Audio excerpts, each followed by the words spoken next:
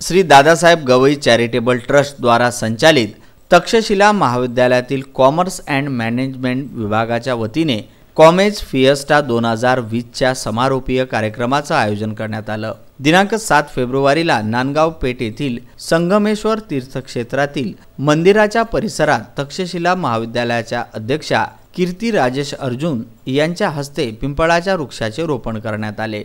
तथागत गौतम बुद्धांना ज्ञानाची प्राप्ती पिंपळ म्हणजेच बोधी वृक्षाखाली साधना केल्याने मिळाली।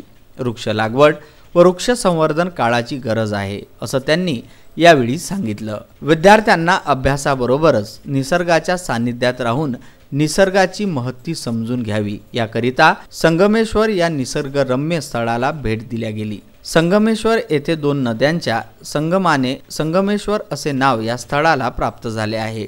कार्यक्रमाच्या वेळी महाविद्यालयाचे प्राचार्य पडवाल मल्लू, सचिव प्राध्यापक पी.एस. राव, प्राध्यापक सचिन पंडित, वर्षा गावंडे, मयुरी तट्टे, जे.डी. देशमुख, मंगेश वाघ चौधरी, प्रवीण वानखडे यांची उपस्थिती होती। कार्यक्रम यशस्वी करण्यासाठी कॉमर्स अँड मॅनेजमेंटच्या विद्यार्थ्यांचा सहभाग होता। विद्यार्थ्यांनी शिक्षकासह निसर्गरम्य परिसरात भोजनाचा आनंद घेऊन मान्यवरांचे आभार मानले। विदर्भ न्यूज करिता जितेंद्र कांबळे।